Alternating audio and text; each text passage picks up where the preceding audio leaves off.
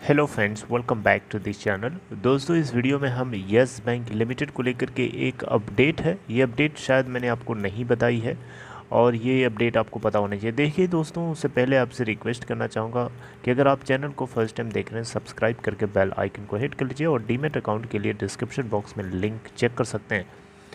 दोस्तों, जैसा कि मैंने आपको लास्ट ट्रेडिंग सेशन में बताया था, यस बैंक लिमिटेड के अंदर मूडीज़ ने इसके रेटिंग को अपग्रेड किया है, स्टेबल से पॉजिटिव आउटलुक कर दिया है। इस खबर के चलते यस बैंक लिमिटेड के स्टॉक प्राइस में अगर आप देखें तो 13.00 के प्रीवियस डे के क्लोजिंग प्राइस के बाद 13.25 पे कल 11 नवंबर को ओपन हुआ। गैप अप ओपनिंग हुई 25 पैसे की, उसके बावजूद भी 13.60 का हाई बनाता है और 13.20 का लो और 13.25 के ऊपर ही बंद हो गया।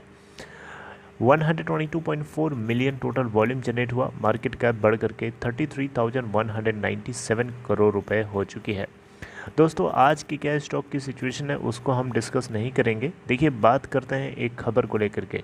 एग्रेसिव नज़ारे आपको फिर से दिखाया है यस बैंक लिमिटेड ने। शायद ये खबर आपको किसी ने नहीं बताया होगा। दोस्तों, आइए समझते हैं डिटेल में, बट बहुत ही कम टाइम के अंदर।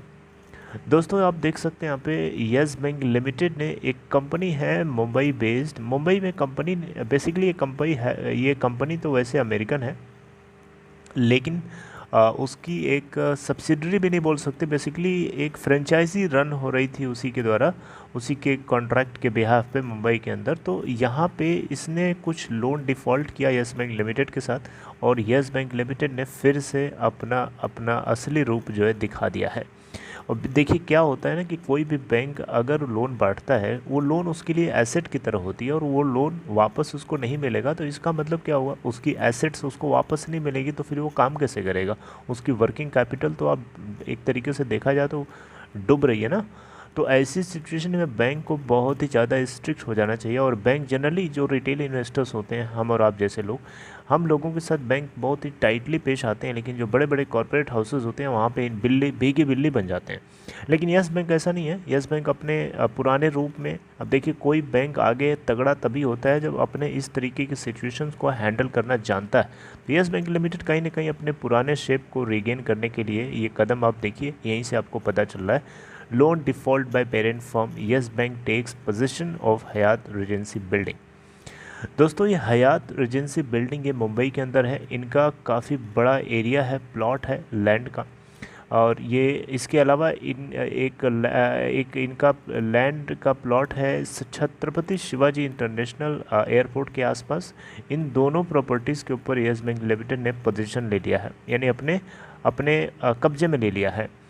और टोटल यहाँ पे जो अमाउंट है जो डिफ़ॉल्ट किया है इस कंपनी की पेरेंट कंपनी, जिसका नाम है एशियन होटल लिमिटेड, 267 करोड़ रुपए। हयात एक अमेरिकन हॉस्पिटैलिटी कंपनी है जो franchisee luxury and business hotels को मैनेज करती है। मुंबई के अंदर देखा जाए तो ये मुंबई प्रॉपर्टी को कॉन्ट्रैक्ट बेसिस पे एशियन होटल्स के बिहाफ पे ये मैनेज किया जा रहा था।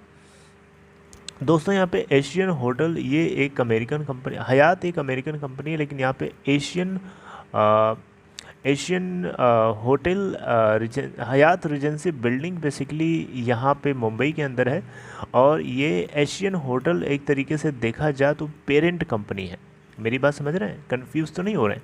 एशियन होटल एक पेरेंट कंपनी है और एशियन होटल की एक कंपनी जो कि मुंबई में, जिसका नाम है हयात रिजेंसी बिल्डिंग, काम कर रही थी। तो एशियन होटल अगर 267 करोड़ रुपए का पेमेंट नहीं किया, डिफ़ॉल्ट किया, उसके चलते उसकी जो रन की जा रही कंपनी हयात रिजेंसी बिल्डिंग, उसके और उसकी एक प्रॉपर्टी जो कि छत्रपति शिवाजी के इंटरनेशनल एयरपोर्ट के आसपास से कब्जे में ले लिया है। यहाँ पे आपको बताना चाहूँगा दोस्तों, ये स्टेप जो लिया गया है यस बैंक लिमिटेड का, एक कहीं न कहीं ज़रूरी था, क्योंकि हमदर्दी और दया और इमोशन से बिज़नेस नहीं चलता है। बिज़नेस चलता है स्ट्रिक्ट रूल्स और रेगुलेशंस को फॉलो करके, जो कि यस बैंक ने दिखा दिया है।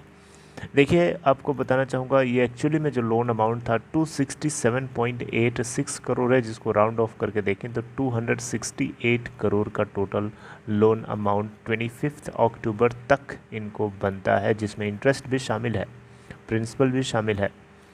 Right. Hyatt Regency building total 15,333 square metres में फैला हुआ है। राइट। तो दोस्तों यहाँ पे बाकी इसके बारे में और भी चीज़ें एक्सप्लेन करी गई हैं। हाँ, एक चीज़ और आपको बताना चाहूँगा, इस कंपनी के जो एम्प्लॉयज़ हैं, लगभग 200 के आसपास एम्प्लॉयज़ हैं। इन एम्प्लॉयज़ ने भी जो है इस कंपनी के खिलाफ़ जो लेबर कमिश्नर और इंडस्ट्रियल कोर्ट है में अप्रोच किया है, ये किसी भी तरीके से टर्मिनेशन को प्रोटेक्ट करने के लिए। अब यहाँ पे कंपनी की तरफ से जो इस चीज़ को लेकर के क्लैरिफिकेशन ये दिया गया है हयात की तरफ से, हयात एजेंसी की तरफ से कि कोविड-19 की वजह से इनके बिज़नेस के ऊपर बहुत बुरा इम्पैक्ट पड़ा। लिक्विडिटी क्रंच होने की वजह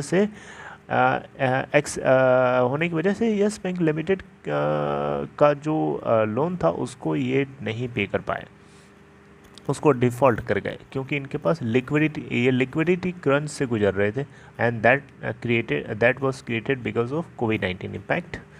तो दोस्तों यहाँ पे यस बैंक लिमिटेड ने इसको लेकर के अभी कुछ जवाब नहीं दिया है, हालांकि पोजीशन में ले लिया, और ये पूरा का पूरा मामला जो है अभी भी कोर्ट में पेंडिंग में है, राइट। 200 एम्प्लॉयज़ मजाक नहीं है। यहाँ पे अब आपको बताना चाहूँगा, सुधीर गुप्ता करके ये होल टाइम डायरेक्टर हैं इसी होटल के, एशियन होटल के। इन्होंने खुद इस कंपनी के ख़िलाफ़ जो है एनसीएलटी के अंदर अपील करी है, राइट। तो देख सकते हैं कंपनी की सिचुएशन काफ़ी गंदी है, और इसी के चलते यस बैंक लिमिटेड ने भी अपना असली रूप दिखाया है। तो दोस्तों ये अपडेट अगर आपको अच्छी लगी हो यस बैंक लिमिटेड को लेकर, आप इस वीडियो को लाइक शेयर कर सकते हैं, और अपना ख्याल रखिए। Take care.